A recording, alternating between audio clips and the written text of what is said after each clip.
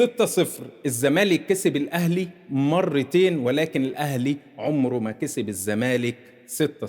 أخويا الأهلاوي مش عايزك تتصدم، أخويا الزملكاوي ما تفرحش قوي. هقول لكم واحدة واحدة كده إحصائيات 248 مباراة باختصار. نبدأ بحالات التعادل اللي هم عبارة عن 76 مباراة.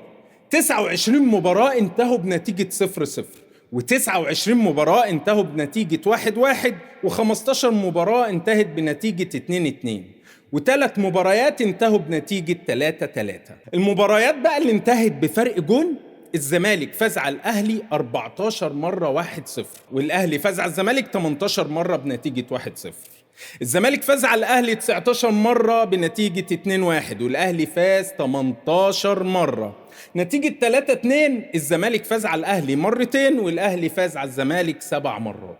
نتيجة 4-3 الزمالك كسب الأهلي مرة واحدة، والأهلي كسب الزمالك مرة واحدة. المباريات اللي انتهت بفرق جونين: 2-0 الزمالك كسب الأهلي 11 مرة، والأهلي كسب الزمالك 23 مرة. 3-1 الزمالك كسب الأهلي 6 مرات، والأهلي كسب الزمالك 10 مرات. نتيجة 4-2 الزمالك للأسف ما كسبش الأهلي ولا مرة بالنتيجة دي، ولكن الأهلي كسب 5 مرات.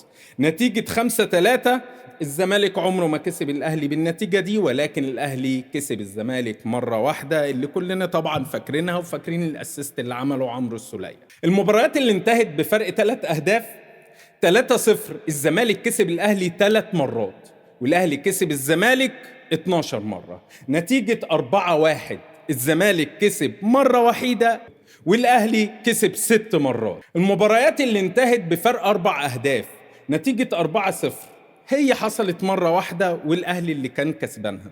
نتيجة 5-1 الزمالك عمره ما كسب الأهلي 5-1، ولكن الأهلي كسب الزمالك مرتين. المباريات اللي انتهت بفرق 5 أهداف: نتيجة 5-0 الزمالك ما كسبش ولا مرة، ولكن الأهلي كسب مرتين بنتيجة 5-0. نتيجة 6-1 حصلت مرة واحدة، وطبعا كلنا عارفين الأهلي اللي كسبها بأمارة بيبو وبشير، بيبو والجون. نتيجة 6-0 الزمالك كسب الأهلي مرتين، ولكن الأهلي عمره ما كسب الزمالك 6-0. المباريات اللي انتهت بركلات الترجيح: الزمالك كسب مرتين، والأهلي كسب مرتين.